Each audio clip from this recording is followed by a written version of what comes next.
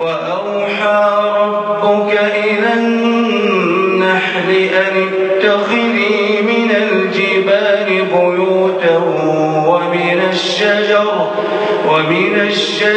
ومما يعرشون ثم كلي من كل الثمرات فاسلكي سبل ربك ذللا يخرج من بطونها شراب مختلف ألوانه فيه شفاء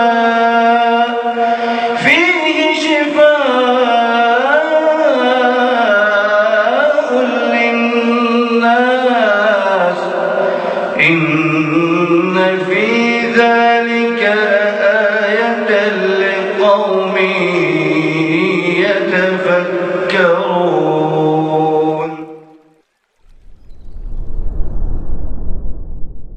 السلام عليكم ورحمة الله وبركاته.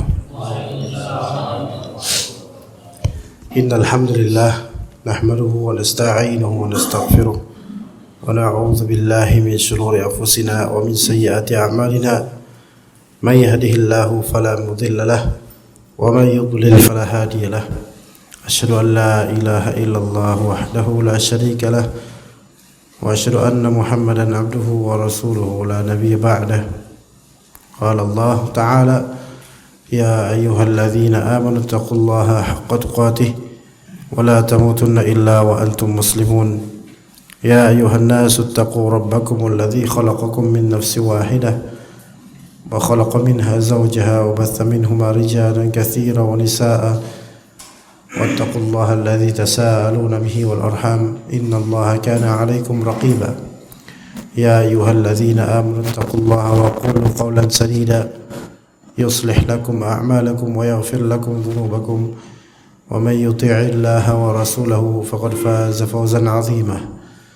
فإن أصدق الحديث كتاب الله وخير الهدي هدي محمد صلى الله عليه وسلم وشر الأمور محدثاتها وكل محدثة بدعة وكل بدعة ضلالة وكل ضلالة في النار.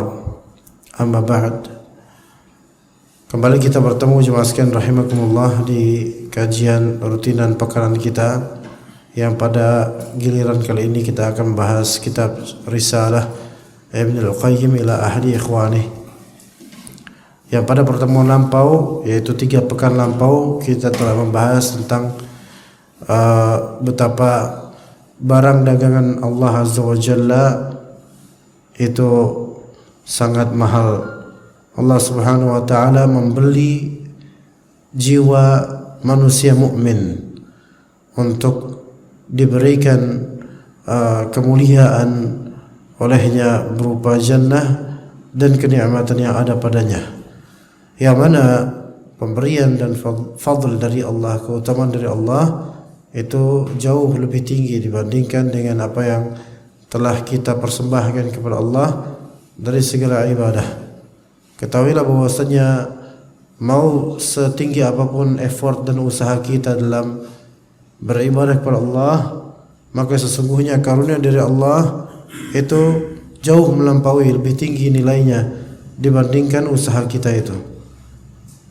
Sekiranya ada seseorang di antara kita jual beli, ya sebagaimana waktu itu kita bahas jual beli apa ya, di rumah kalau nggak salah, ya, kemudian dihargai kisaran misal 400 triliun, padahal itu rumah yang kecil, yang kalau umumnya dijual itu paling hanya 500 juta.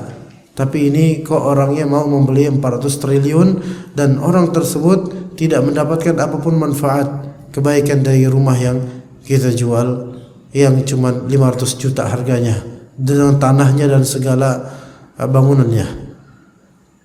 Dan kemudian orang yang membeli itu 500 triliun itu kasih uangnya ke kita secara cash, secara tunai, ya, namun agak tertunda sedikit, tapi pasti itu akan ditunaikan 500 triliun dan orang tersebut tidak menempati rumah yang kita jual, rumah yang dia beli. Maka Allah Azza wa Jalla memberikan timbal balik atau ganjaran pada orang-orang yang beramal soleh. Amal solehnya itu murah, mudah dan simple, tetapi pahala dari Allah Azza wa Jalla tidak sebanding, jauh melampaui amalan soleh tersebut. Maka tidak ada seorang pun dari antara kita Muslim yang diperbolehkan untuk bersikap ujub. Bismillah. Takjub dengan dirinya, takjub dengan amal solehnya, takjub dengan ilmunya. Padahal itu semua pemberian dari Allah Azza wa Jalla. Dan karunia Allah jauh melampaui dari apa yang kita punya, dari apa yang kita bisa lakukan lillahi ta'ala. Kita sekarang akan membahas fasal idza arafta hadhihi al-muqaddimati fal-ladzatu at-tammatu wal-farahu was-sururu wa tibul 'aishi wan-na'im innama huwa fi ma'rifatillah wa tauhidihi wal-unsi bih wasyauqi ila liqa'ih wa ijtima'il qalbi wal hammi 'alaih. Ketika engkau tahu hal-hal semacam tadi yang kita sebutkan tentang karunia Allah itu lebih besar daripada amal soleh yang kita lakukan, maka kesungguhnya al-ladzah at-tamah, kelezatan yang perfect, kelezatan yang sempurna, wal farah was surur, kebahagiaan dan kesenangan, kemudian watibul aish dan nikmatnya hidup, enaknya hidup, wan naim dan kenikmatan, semua itu yaitu kelezatan yang sempurna, kebahagiaan, kesenangan, kenikmatan hidup, segala kenikmatan ketika kita hidup. Innama huwa fi ma'rifatillah, itu hanya ada pada apa? Ada pada ma'rifatillah, ada pada mengenal Allah Subhanahu wa taala. Ya, mengenal Allah Subhanahu wa taala itu ada kenikmatan tersendiri. Mengenal nama-namanya, mengenal sifat-sifatnya, mengenal hukum-hukumnya, itu ada kelezatan tersendiri. Beribadah kepada Allah dengan hatinya juga aktif dalam mengilmui apa yang ia ibadahi dan mengilmui kepada siapa dia beribadah, maka itu ada kelezatan yang sempurna, yang kelezatan yang tidak bisa ditandingi dengan kelezatan lainnya.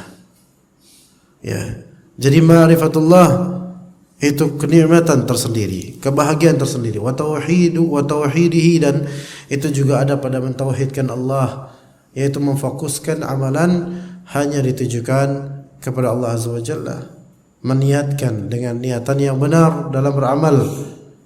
Niatan dalam beramal ada dua macam. Niatan dalam beramal ada dua macam. Yang pertama niyatul fi'il, ya, niatan perbuatan, dan yang kedua niatan tujuan. Ya, niatan perbuatan itu pertama, yang kedua niatan tujuan. Niatan perbuatan maksudnya apa? Yaitu menentukan perbuatan tersebut ya sebagai apa gitu loh. Kalau misalnya sholat, ya sholat apa? Apakah sholat fardu atau sholat sunnah? Ya, apakah sholat fardu zuhur atau sholat fardu asar atau maghrib dan seterusnya? Ya, ini namanya niatul fi'il. Kemudian ketika melakukan sedekah, ini memberikan sesuatu kepada orang, ini niatannya, niatan fi'ilnya, niatan perbuatannya apa? Apakah dia pengen sedekah? Apakah ini cuma sebatas hadiah? Atau ini adalah hibah? Atau ini adalah zakat? Itu semua kembali ke niatan, yaitu perbuatan. Jadi perbuatannya ini, perbuatan apa? Itu harus maklum. Harus maklum, ya. Karena kata Nabi SAW, innamal a'malu binniyat, amalan tergantung pada niatannya. Jadi amal itu harus ada niatannya gitu, baru disebut sebagai orang yang beramal. Dan yang pertama niatannya itu niatan perbuatan. Nah, kalau niatan perbuatan aja itu nggak ketahuan dia berbuat apa, maka bagaimana bisa disebut sebagai amalan? Nah, ini kejadian ikhwas sekalian, salah satu ibrahnya, saya pas saat kemarin Allah Ta'ala mudahkan saya untuk umrah, alhamdulillah, itu di hari kesekian di Mekah, ya saat itu saya salatnya di masjid hotel. Jadi di Mekah itu kalau di masjid hotel atau di masjid-masjid yang ada di Mekah itu semua hukumnya sama-sama salat di situ mendapatkan fadilah 100.000 kali lipat, ya, atau sebanding dengan 100.000 salat di selainnya. Ya, semoga Allah Ta'ala ringankan dan mudahkan kita suatu saat untuk bisa menziarahi tanah suci Al-Haram, baik Madinah atau Makkah. Maka ketika itu saya pun qadarullah ketika itu sedikit masbuk sehingga tertinggal, atau bukan sedikit masbuk, tidak. Mungkin selesai sholat, pokoknya selesai sholat kan di sana kan biasanya ada sholat jenazah, ya kan? Biasanya ada sholat jenazah. Ada orang-orang yang mungkin baru selesai umrah atau baru datang dari bandara, ya, yang mereka pakai kain ihram. Kelihatan ada cetakan tulisannya travel Indonesia lah, tapi sepertinya agak pedalaman sedikit, ya. Nah, itu setelah salat fardu, kemudian kan ada salat, oh iya saya juga salat jenazah. Saya juga ikut, tapi di belakang beberapa dari mereka, orang-orang yang memakai pakaian ihram dari negeri kita ini. Ya. Kan pertama Allahu Akbar gitu. Oke, baca Al-Fatihah gitu. Kemudian kan imamnya kemudian baca, kemudian melakukan apa? Ya Allah Akbar lagi kan, namanya salat jenazah kan sampai 4 kali. Allahu Akbar. Allah Akbar yang kedua, mereka ruku. Mereka ruku. Ya karena ada sebenarnya kan as-salatu 'alal mayyit yarhamukallah, dikasih tahu, orang kan tahu. Enggak, ini mungkin first time, mereka pertama kali kayak gini. Mereka ruku. Dan ruku dua orang ini, 3 orang ini ruku. Yang lainnya semua pada diri. 3 orang ini ruku. Ada 5 orang berdiri pakai pakaian ihram sama dari satu travel. Yang 3 orang terpojok itu ruku mereka. Nah, takbiratul ihram yang ketiga, Allahu Akbar. Baru kemudian mereka tidak. Tinggal sujud aja belum nih. Ya salam, mana ngeliat, ya Allah. Ya. Sekarang pertanyaan, apa hukumnya amalan ini? Enggak sah Pak sholatnya. Berarti dia sendiri tidak tahu dia lagi sholat apa, ya enggak? Ini yang disebut niatan beramal. Amalannya itu harus maklum, dia itu lagi ngapain itu. Lah kalau kayak gini kan, dia tuh menyangka dia sholat sunnah gitu loh. Tapi juga kalau kita pikir, kalau sholat sunnah ngapain berjamaah, ngapain ikutin imam? Masya Allah lah. Ini karena ketidaktahuan. Ya, ketidaktahuan. Ia tidak tahu yang sebenarnya ia diberi uzur karena mungkin pertama kali, tapi juga ada sisi tidak bisa kita beri uzur. Kenapa? Karena ini menunjukkan bahwa Anda ketika sholat atau beramal seringkali tidak ada niatan, nggak tahu Anda lagi ngapain. Jangan seperti itu. Seandainya dia tahu apa yang dia lakukan, ini lagi sholat apa, pasti dia itu tidak akan bingung seperti itu. Nah ini kan imamnya kan sholat jenazah. Lah sekarang apa hukumnya kita bermakmum sholat biasa di belakang orang yang lagi sholat jenazah? Ya kan gak nyambung Pak. Kenapa gak nyambung? Karena rukun beda.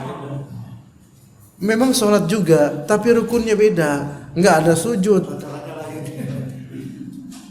nggak ada sami Allahu liman hamidah, Allahu Akbar, Allahu Akbar ruku dia, Allahu Akbar itidal, Allahu Akbar sujud, Assalamualaikum warahmatullahi. Di situ dia bingung tuh. Lah kok imamnya salam. Ya. Udah gitu dalam mazhab Hambali salamnya sekali pula. Assalamualaikum warahmatullahi wabarakatuh. Bukan 2 kali, kalau kita kan kebanyakan 2 kali. Iya, Allah. Nah, jadi niatan pertama niatan beramal. Niatan kedua niatan tujuan beramal. Itu harus ada. Maksudnya tujuan di sini yaitu apa goal dia, apa maksud dia dalam beramal. Bukan apa amalan ini, bukan. Tetapi tujuan dia beramal tuh untuk siapa atau untuk apa? Ya gitu. Ini yang disinilah masuk ke dalam bab ikhlas. Disinilah bab ikhlas itu masuk ke dalam niatan. Jadi niatan itu bisa masuk ke dalam bab penentuan amal, itu yang pertama, dan itu harus ada. Dan yang kedua yaitu niatan, yaitu masalah ikhlas masuk ke dalam bab tujuan niatan beramal atau niatan tujuan beramal untuk Allah atau untuk selain Allah. Ya begitu. Jadi itu tauhid, dengan meniatkan amalannya lillahi ta'ala. Itu akan terasa kelezatannya. Ya, dibandingkan meniatkan amalan untuk selain Allah Azza wa Jalla. Wal unsi bih, dan juga kenikmatan, ya, kelezatan yang sempurna, kebahagiaan, kesenangan, indahnya kehidupan itu juga ada di al-uns billah. Al-uns itu artinya ramah tamah. Ya, jinak, uns itu jinak, ramah. Ya, senang, ramah, jinak. Makanya orang namanya Anis itu artinya ramah. Ya, Anis maknanya adalah ramah dan jinak. Lawannya mutawahish, yaitu buas. Ya, buas itu lawan dari Anis. Ya, Anis ini maksudnya dia ramah, jinak. Jadi kepada Allah itu ramah dalam artian kalau itu syariat Allah, dia akan welcome selalu untuk Allah Azza wa Jalla. Yaitu al-uns bih, yaitu beramah tamah dengan Allah Azza wa Jalla. Gini aja jemaah, kita kalau sama jemaah saja, sama ikhwan, sama jemaah saja, kita beramah tamah, itu kan rasanya enak hati. Ya enggak? Ketika kita datang ke masjid kemudian ngobrol sama jemaah, saling bercanda enak, itu kan enak Pak. Coba kalau misalnya kita istiqomah gitu aja, jalan lurus lempeng belok, ya, ngelihat orang jemaah dilatin aja, udah terus lihat. Habis sholat, pulang lempeng aja, nggak ada sapa, nggak ada salam. Diajak salam, dia lurus aja kayak robot. Ini gimana kira-kira? Nggak ada unsnya, nggak ada kedekatannya. Makanya para ulama, sebagian ulama mengatakan insan itu berasal dari kata uns. Ada yang sebagian mengatakan insan berkata dari insan dari lafal uns, yaitu adanya kedekatan satu sama lain sehingga mudah untuk beramah tamah satu sama lain antar manusia. Makanya disebut insan. Itu. Ada yang mengatakan begitu. Ada yang mengatakan insan dari kata nisyan. Nisyan pakai y. Kalau nisan itu Pak Budi lebih paham. Ini nisyan. Nisyan artinya lali, lupa. Makanya manusia dari kata lafal apa yang nusia, dilupakan. Ya, karena manusia itu dikatakan oleh para ulama mahalul khata' wa nisyan, tempatnya salah dan lupa. Ya, jadi ada 2 versi. Terserah Bapak mau yang mana. Yang enak sih yang uns tadi. Karena berdekatan dan berdampingan dan saling ramah satu sama lain. Nah, kalau kita sudah sering berdampingan dengan Allah dalam artian kalbu kita dekat dengan Allah dan ramah betul-betul, saling ramah satu sama lain, yaitu antara Khalik dengan makhluk, dengan hambanya ini, Allah Subhanahu wa taala merahmatinya dan dia pun menjalankan ibadahnya lillahi taala, maka itu kelezatan yang sempurna. Kemudian wasyauqi ila liqa'ih, yaitu rindu untuk bertemu dengan Allah Azza wa Jalla. Asyauq yaitu kerinduan, kangen, ingin bertemu dengan Allah Azza wa Jalla. Bagaimana bentuk kangen ingin bertemu dengan Allah Azza wa Jalla itu bisa kita lihat barometernya di 1, semangat menuntut ilmu syar'i, atau kedua yaitu senang dengan atau cinta Al-Qur'an, dan yang ketiga yaitu rajin menunggu salat fardu atau senang dengan salat, maka itu di antara barometer apakah kita itu kangen atau enggak sama Allah. Dan barangkali kita ini masih belum begitu kangen sama Allah Azza wa Jalla. Wajtima'il qalbi wal hammi alaih, dan terkumpulnya kalbu serta merasa galau dengan itu, yaitu dia itu kalbunya kepikiran tentang keselamatan akhiratnya, keingat sering kepada Allah Azza wa Jalla. Ini kelezatan yang hakiki sebenarnya. Sebagian ulama juga mengatakan bahwasanya mengingat manusia, zikrun nasi da'un wa zikrullahi dawa'un. Zikrun nas da'un wa zikrullahi dawa'un. Mengingat manusia itu penyakit, sementara mengingat Allah itu obatnya. Iya Pak, sekarang kalau kita ingat orang, gak enak hati kita Pak, karena orang itu punya aib. Apalagi orang yang sering bikin kita mangkal, sering bikin mangkal hati, itu kan ingat dia itu sebel gitu hatinya. Tapi kalau ditimpa dengan zikrullah, itulah obatnya. Jadi kalau kebanyakan kita itu ingat orang, kebanyakan kita ngelihat orang, kebanyakan kita memperhatikan orang, kita akan dapatkan manusia itu betapa buruknya dan susah dipercaya, unbelievable.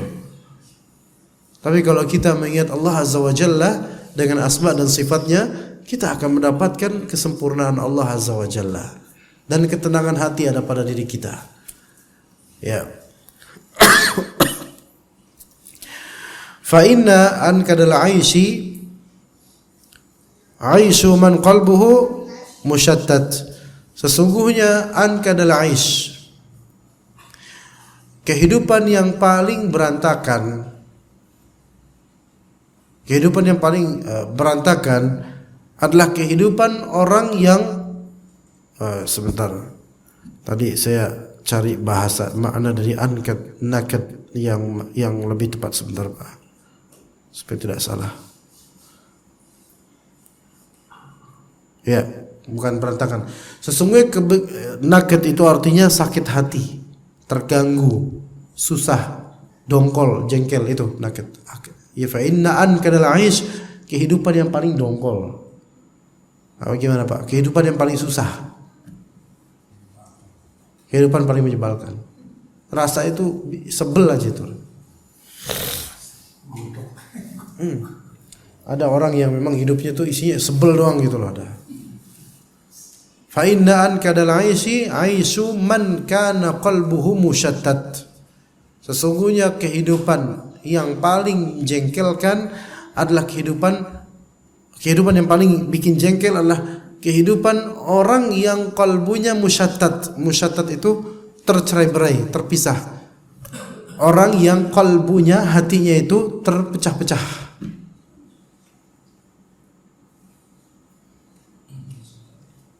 Gimana maksudnya Pak? Ayo Pak, ayo.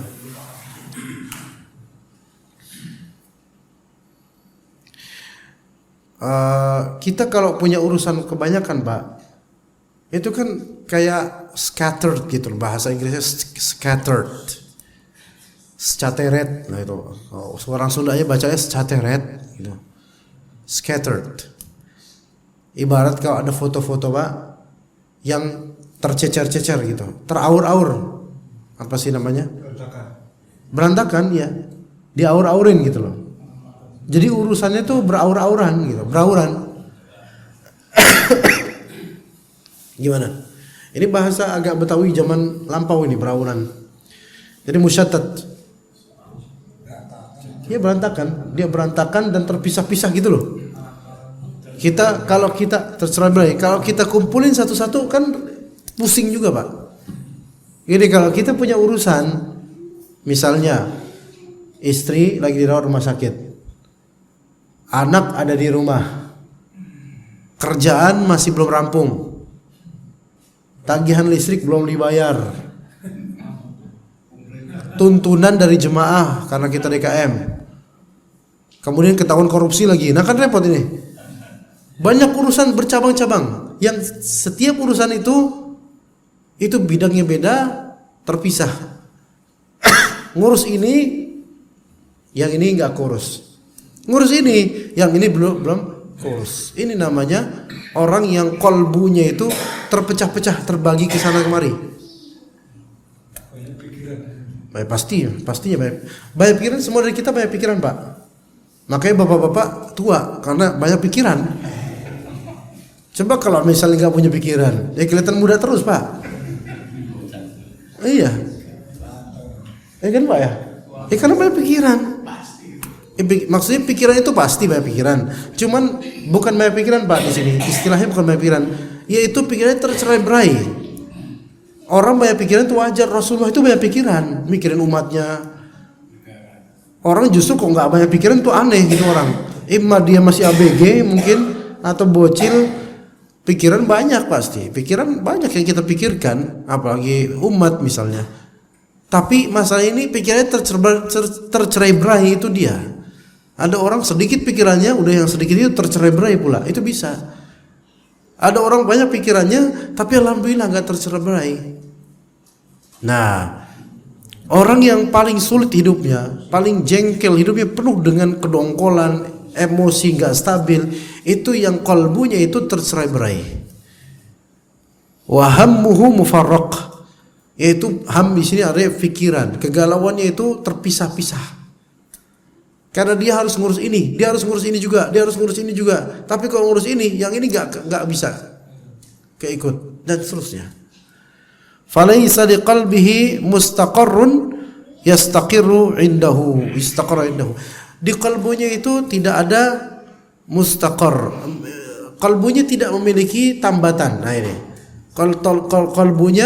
Kalbunya tidak memiliki tambatan yang dia bisa bertambat padanya. Dia terombang-ambing ibarat di lautan dengan badai yang luar biasa.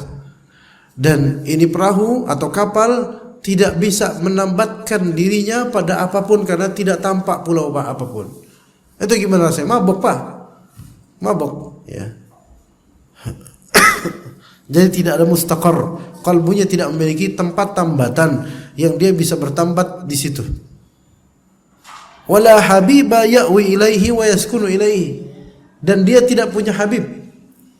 Habib ini bukan keturunan Nabi, bukan itu maksudnya. Habib di sini artinya adalah kekasih. Pihak yang dia cintai, pihak yang disayang. Enggak ada yang ya'wi ilaihi, yang dia bisa condong padanya dan bisa sukun terhadapnya, bisa tenang dengannya. Enggak ada, ya.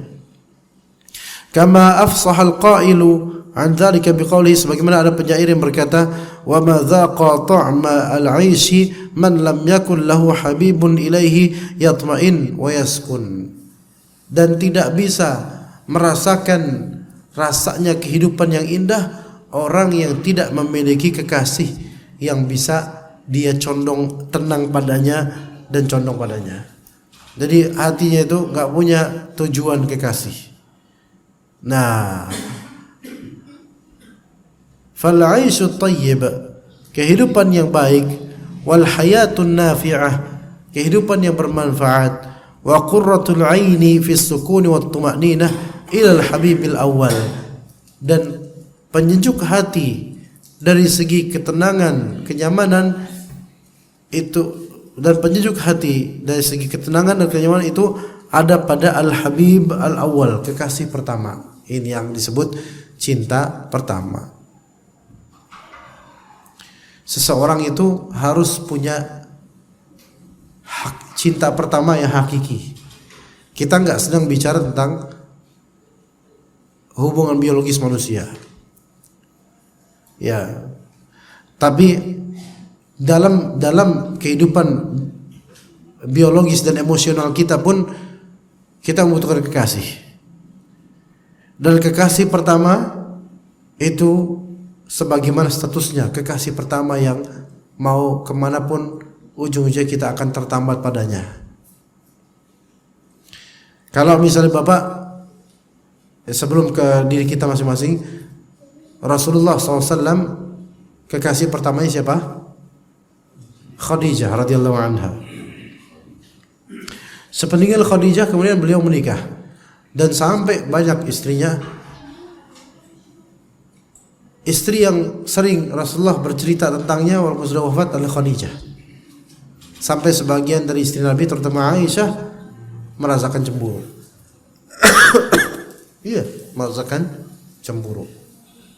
Karena memang fitrahnya begitu jemaah. Seorang laki-laki ataupun perempuan pun akan begitu. Makanya lagu-lagu roman picisan tentang perceraian, rindu, tentang kangen itu kepada kekasih yang pertama. Yang pertama kali mencolok hatinya. Bukankah begitu Pak Amin?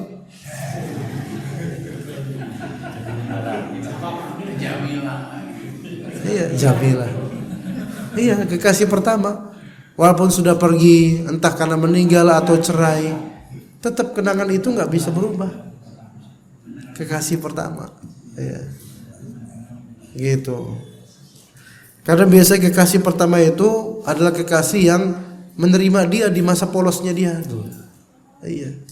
Yang punya pengalaman lebih bersamanya, yang tidak bisa dilupakan. Nah, itu kalau antar kemanusiaannya, ya. Walau tanaqqala al-qalbu fil mahbubati kulliha lam yaskun wa lam yatma'inna ila syai'in minha. Kalau misalnya kalbu itu berpindah-pindah ke kekasih-kekasih seluruhnya, itu tidak tenang, tidak condong kepada salah satu darinya, tidak tenang. Walam tuqirra bihi ainahu atau ainuhu hatta yatma'inna ila ilahihi wa rabbihi wa walihi, dan tidak akan bisa tenang, ya, yaitu pandangannya sampai dia tenang kepada sembahannya itu Allah Azza wa Jalla. Nah, di sini mungkin ada pertanyaan. Berarti kalau misalnya kita yaitu fokus pada satu cinta saja itu tenang. Oke. Bagaimana dengan misalnya kita memiliki lebih dari satu cinta? Laki-laki itu bedanya sama perempuan. Perempuan itu kasih sayangnya dia tidak bersayap. Perempuan kasih sayangnya lebih dalam dan lebih fokus. Kalau laki-laki kasih sayangnya itu lebih luas. Iya. Iya, betul lah. Makanya disyariatkan poligami untuk laki-laki karena kasih sayangnya lebih luas dan itu ibadah. Kecuali bagi yang menjadikan poligami bukan ibadah, ya, tapi itu ibadah. Jadi memperluas kasih sayang. Kalau bahasa kita menambah pos. Kalau benar caranya bisa berbuat adil, maka itu ibadah yang jauh-jauh melampaui orang-orang yang hanya satu istrinya. Iya, ibadah yang agung, besar. Nah, di sini apakah tidak kontradiktif? Bukankah dikatakan di sini kalau misalnya kalbu itu berpindah dari satu cinta ke cinta lainnya, itu tidak akan tenang? Maka di sini ada hal. Ketika cinta itu sifatnya tanaqqulnya itu berpindah-pindah, iya, tidak tenang. Tidak tenang. Cinta itu ketika berpindah-pindah tidak tenang. Tetapi ketika cintanya seorang laki-laki membersamakan semuanya dengan adil maksimal 4, maka justru itulah ketenangan yang lebih tenang dibandingkan satu. Beneran. Karena apa? Karena itu dibaluti dengan apa? Dibaluti dengan cintanya laki-laki ini kepada Allah Azza wa Jalla. Iya. Maka kita katakan siapapun yang berpoligami bukan karena Allah, maka ada waktunya dia diuji kalbunya dengan berpindah-pindah hati, bukan karena Allah, melainkan karena ya di situlah dunia kesalahan hidup. Tapi ketika dia lakukan karena Allah Azza wa Jalla dan dia bisa berjuang dengan itu, maka dia akan merasakan kelezatan iman yang luar biasa. Nah, begitu jemaah sekalian. Ya. Jadi kalau laki-laki itu cintanya itu lebih luas. Dan ini memang laki-laki seperti itu. Makanya pandangan matanya luas. Kalau perempuan cintanya lebih dalam dan lebih fokus. Begitu. Nah, sehingga ketika laki-laki memiliki lebih dari satu kekasih dan itu legal dalam arti yaitu syar'i semuanya, maka itu tidak tercela secara syar'i dan bahkan itu menjadi ladang ibadah yang besar. Tapi kalau perempuan memiliki lebih dari satu kekasih dalam satu momentum, maka pasti tercela ini perempuan, pasti. Karena apa? Karena melawan fitrahnya dia. Melawan fitrahnya dia. Berarti ada masalah ini. Ya begitu. Sedangkan kalau laki-laki ketika dia ada keinginan untuk menambah kekasih, normal.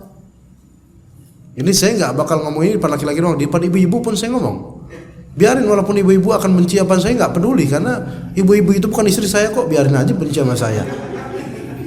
Ya biarin aja, nggak mau ikut kajian saya juga nggak apa-apa, kan nggak rugi juga saya. Iya, ini hak. Saya nggak memprovokasi, nggak. Cuman ini suatu hal yang memang wajar laki-laki itu ketika memang ada yang menginginkan lebih, ini berarti normal ini orang. Ini normal. Tapi kenormalan ini harus dipertimbangkan gitu loh. Jangan nggak gegabah sembarangan. Iya. Tapi ketika misalnya ibu-ibu misalnya, dia cinta sama suaminya, tapi dia juga cinta sama jangkok. Apa tuh namanya yang jongkok itu yang Korea itu. Dia cinta. Padahal jangkok kan biasa di dapur-dapur itu kan ya, buat kita duduk itu kan. Hah? Ada nggak tahu namanya jongkok gitu Pak. Atau apalah nama-namanya itulah. Dia suka sama Korea itu juga. Kemudian ada cowok ganteng, dia lihat cakep ya dia. Terus apa fungsinya suamimu kalau kayak itu? Kalau memang ini perempuan bisa menjamak 3 cinta dalam satu hati dia, ini ajaib, ini berarti melawan fitrahnya. Dan ketika seorang perempuan dia sangat cinta pada suaminya dan dia siap berjuang untuk suaminya, maka inilah fitrahnya perempuan. Dia siap berjuang untuk keluarganya dia. Inilah fitrahnya, inilah keajaiban fitrahnya perempuan. Ya, begitu ya jemaah sekalian. Kemudian jadi kita tidak akan tenang dengan segala cinta yang kita miliki terhadap dunia ini, baik terhadap individu tertentu, properti tertentu, hobi tertentu, itu tidak akan menjadi jinak cinta kita sampai kita itu tenang dengan Allah Azza wa Jalla. Iya. Segala hobi, kesenangan duniawi, kita akan terus berbalapan untuk meraihnya. Dan kita akan dapatkan hati kita itu beringas, liar dan buas untuk mengejarnya. Maka kata Allah Azza wa Jalla, alhaakumut takatsur hatta zurtumul maqabir. Sikap berlebihan, berbanyak-banyak ya. Maksudnya berbanyak di sini adalah cinta dunia ya. Itu telah melalaikan kalian sampai kalian menziarahi kubur, itu sampai kalian mati, itu baru hati kalian di situ baru sadar. Kalau ternyata kebuasan dan keliaran cinta kita kepada dunia ini kalau enggak dinetralisir dengan dekat dengan Allah, maka itu tidak akan melahirkan apapun kecuali siksaan batin. Siksaan batin.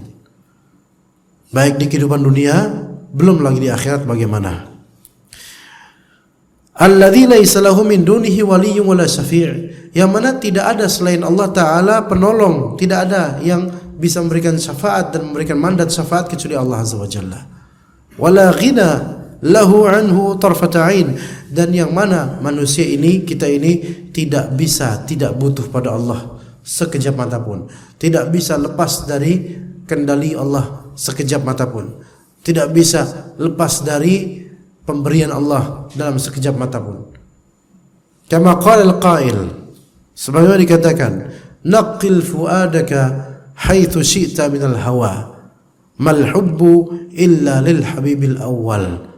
Silahkan engkau wahai pemuda. Nah ini sebenarnya kalimat ini untuk pemuda. Karena pemuda itu kan ada sisi adventurous, yaitu sisi bertualang dia.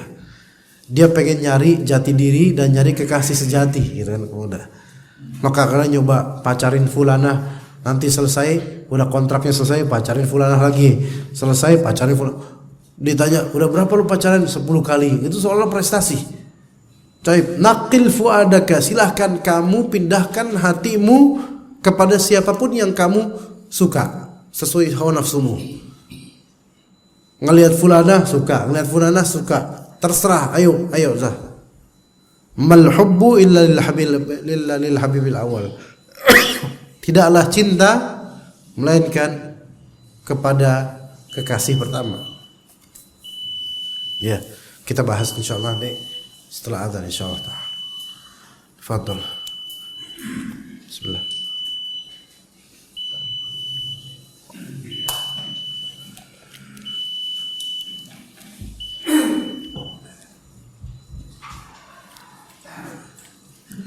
Ayo, sure. Allahu Akbar, Allahu Akbar, Allahu Akbar, Allahu Akbar,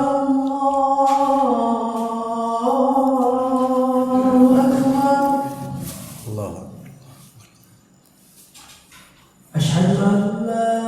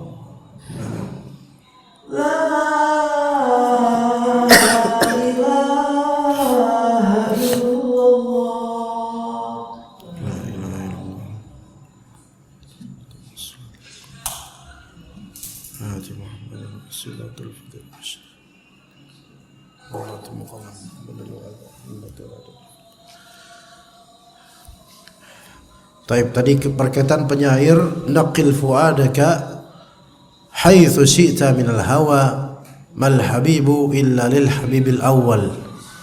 Silahkan engkau pindahkan hatimu kemanapun engkau suka. Silahkan. Tidaklah cinta itu bersemi atau tidaklah cinta itu kembali kecuali kepada kekasih yang pertama. Dikiaskan kemudian kam manzilin fil ardi ya'lafuhul fata wa haninuhu abada li awwali manzili.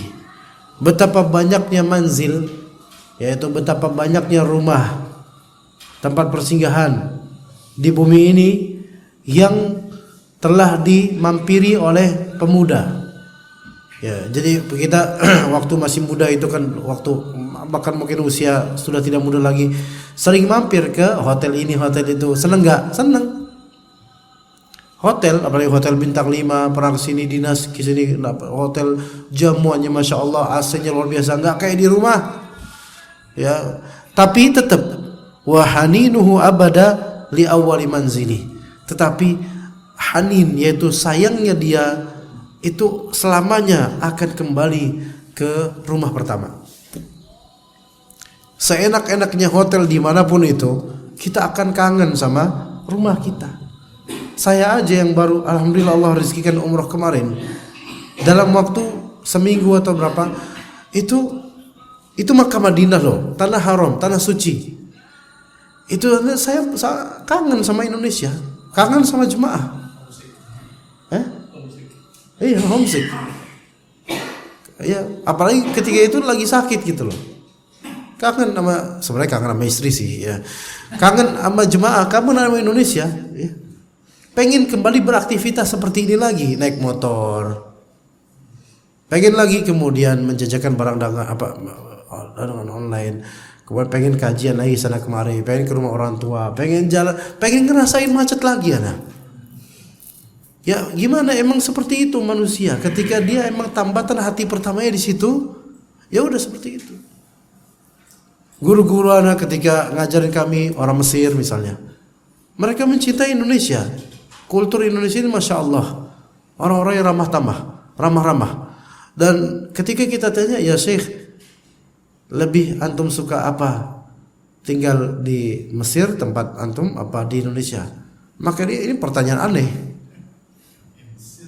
Ya, saya pasti akan menjawab Mesir. Bukan karena fanatik ras atau apa, bukan. Karena memang itu seperti kam manzilin fil ardi ya'lafuhul fata. Betapa banyaknya tempat singgah yang telah disukai oleh pemuda ini. Wa haninuhu abada li awwali manzili. Namun rasa sayangnya itu selamanya dia akan kembali ke rumah pertama. Iya, Pak. Sekarang kan jemaah sebagian itu bukan orang asli Lubang Buaya. Ya, Pak ya. Ada yang dari desa mana. Sekarang apa yang Anda ketika membayangkan kampung halaman, rasa gimana hati? Kayak ada balsam yang nempel di hati sehingga kita ngerasa anget gitu ya Allah, ingat masa lalu, ingat masa kecil gitu kan. Tapi mau ke sana orang tua mungkin sudah meninggal, jadi nggak ada siapa-siapa. Tapi tetap ini di hati ini ada rasa itu. Itu begitu, nggak bisa dihilangkan. Bahkan kalaupun misalnya daerah kita itu udah kena tsunami atau apa, udah hilang lah semuanya, tetap aja memori kenangan Al-Habib Al-Awwal, yaitu cinta pertama itu nggak bisa dilupakan. Rasulullah aja begitu kok sama Khadijah. Taib. Tapi ini kan semua tentang kemakhlukan, yang mana ini semua fana. Lalu kata Ibnu Qayyim, fahris an yakuna hammuka wahidan, maka berhasratlah tujuanmu itu, pusat pikiranmu itu satu saja, supaya enggak ribet. Apa itu? Wa an yakuna huwa Allahu wahdah, yaitu pusat pikiranmu, pusat tujuan beramalmu itu jadikan Allah saja. Bisa enggak kita kayak gitu? Fa hadza ghayatu sa'adatil 'abdi. Ini adalah puncaknya kebahagiaan hamba. Sekarang kenapa kok orang-orang banyak yang pikirnya tercecer, urusannya banyak terbengkalai, enggak kelar-kelar, hutang banyak dan ini dan seterusnya. Kenapa? Itu yang disebutkan oleh Rasulullah Allah Azza wa Jalla, wa kana amruhu furutah. Urusannya itu berantakan. Kenapa urusannya berantakan? Karena dia hanya mencari hawa nafsu, yaitu memindahkan kolbunya satu ke sini, pindah, udah sini pindah. Itu dunia seperti itu. Termasuk yang melatih kita untuk menjadi kolbu kita mudah-mudah pindah adalah banyak ngelihat marketplace, terutama ummahat. Banyak ngelihat marketplace, ya, ngelihat Shopee, ngelihat Tokopedia. Tiap hari itu murojaah. Ya, kemudian habis itu masukin keranjang, wishlist. Udah gitu-gitu aja hidupnya dah. Hah? Iya. Ummahat. Kalau bapak-bapak saya sih enggak, insyaallah bapak-bapak enggak gitu amat. Nggak, cuma biasanya mah, hah? Sama aja. Bapak kayak gitu Pak. Oh, Masya Allah. Ya kayak gitu emang namanya wishlist kan, harapan. Masukin keranjang. Masuk keranjang. Ntar kalau udah putus asa, deretan list pelajaran, nama tokonya diri, hapus. Besok ya murojaah lagi, ya dari awal lagi. Lau. Ana nggak kayak gitu. Ana hanya menggambarkan keadaan banyak dari manusia. Emang seperti itu. Ya, alhamdulillah enggak kayak gitu. Alhamdulillah. Allah enggak jadikan ana seperti itu. Tapi itu yang membuat apa? Qalbu itu terlatih untuk apa? Suka ini pengen ambil harap. Suka ini berharap. Setiap kita itu punya harapan pada sesuatu. Itu berarti kita menambatkan hati kita padanya. Gitu loh. Maka kalau kita kebanyakan ngarepin dunia, ngeliat ini pengen. Ini kacau, Pak. Iya. Pak Budiman enggak gitu kan ya Pak ya? Ya kali. Iya, ya mungkin sekali-kali oke lah. Tapi jangan jadikan itu kebiasaan. Kalau ibu-ibu ya biasa kayak gitu banyak tuh. Karena enak kayak gitu tuh enak. Explore barang-barang, ada barang baru, berkhayal bahwasanya saya akan punya ini. Ekspektasi gitu. Harapannya beli telur aja susah. Telur sekarang harganya berapa Pak sekilo Pak? 28 aja udah empot-empotan. Nanya ke kok 28 kemarin jual 5 cuma 3.000 aja beda udah kayak gitu. Gimana di Shopee mau beli barang-barang mewah? Jadi masalah 3.000 beda aja di masalah itu. Iya. Jadi semakin kita menambatkan keinginan, harapan, berarti kita tuh hati kita semakin bercabang untuk berharap ini. Makin banyak wishlistnya. Ya, apalagi kok sampai kepikiran. Nah, itu dia tuh. Nah, dipermudah pula sekarang dengan adanya pinjol. Iya, baik dari marketplace-nya sendiri, kredit, atau dari aplikasi lain. Aplikasi lain lebih menggoda lagi, itu banyak itu sampai berapa kali klik itu antum bisa dapat 10 juta pinjol tapi riba pastinya. Nggak ada yang syar'i mau kayak gitu, nggak ada. Pastinya riba. Dan banyak sekali orang menyesal tuh kayak gitu, sampai ada bunuh diri kayak gitu gara-gara pinjol, mewariskan kepada anaknya hutang. Tuh lihat, hati-hati Pak ya, ibu-ibu ya terutama ya, kita didiklah istri dan anak kita ya, jangan sering-sering buka marketplace gitu. Sebutuhnya aja. Kalau semua barang dicari, lihat di searching mana yang terbaru, kemudian wishlist keranjang. Jadi mata keranjang nih banyak. Jadi semuanya keranjang semuanya. Masukin ke keranjang. Sekarang bayangkan kalau kita masuk mall bawa stroller ya. Troli keranjang. Ya, masukin. Masukin. Coba ada umat kayak gitu, masukin. Bapaknya kan lagi baca koran tuh baca koran. Sekarang enggak pakai koran ya. Lagi duduk aja kan, biasa bapak-bapak gitu. Istrinya yang tawaf di mall, dianya bapaknya duduk aja, capek bapaknya. Udah selesai, pulang. Ngeliat, Masya Allah, penuh ini, gaji 2 bulan ini. Nggak bisa Bu, ini ya Allah, ini nggak bisa, nggak muat. Bukan nggak muat plastiknya, nggak muat kemampuan saya gitu. Nggak bisa setengah-setengah. Akhirnya yang tadinya diharapkan ditinggal. Ya, buyar kan? Buyar. Coba kalau misalnya ada ibu-ibu setiap hari ke supermarket swalayan gede. Cuman kerjanya apa? Masukin ke keranjang. Nanti pas sampai kasir, dah ditaruh gitu aja terus dia pergi. Yang penting kan ada di hati kesenangan untuk naruh barang gitu. Setiap hari lakukan kayak gitu. Itu pasti dinotis sama pegawainya, karyawan. Dia lagi nih. Sampai kasir pasti dia wakaf di situ.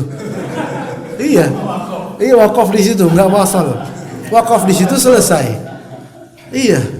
Habis wakaf keluarnya dari arah lain. Ini dia ngapa? Dan kita bikin susah, ini orang bikin susah, ngeberantakin aja. Kira kayak gimana? Ya.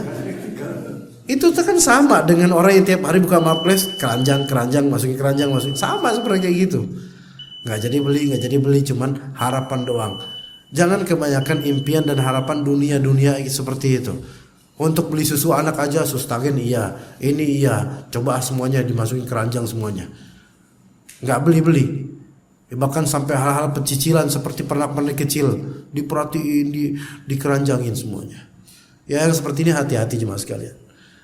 Ya tetap aja walaupun kita itu hobi tiap hari merhatiin marketplace, tetap aja ke pasar kaget, tetap aja ke pasar, ya kan? Tetap aja, karena itu cinta pertamanya ibu-ibu ya pasar. Iya, marketplace hanya hiasan saja, nggak bukan sesuatu atau pusat perbelanjaan pertama untuk ibu-ibu. Maka hati-hati, jangan keseringan berharap, jangan keseringan mengharap kepada beragam macam dunia, karena ujung-ujungnya kita akan merasa liar, buas, dan kita akan menyadari bahwasanya ya ujung-ujungnya kita akan kembali ke pos pertama atau tambatan pertama. Ya begitu yang bisa kita sampaikan aja Bapak-Bapak sekalian. Saya cukup sampai situ insyaallah ya. Sallallahu ala nabiyina Muhammad wa ala alihi wa sahbihi ajma'in. Subhanakallahumma wa bihamdika asyhadu an la ilaha illa anta astaghfiruka wa atubu ilaik. Assalamualaikum warahmatullahi wabarakatuh.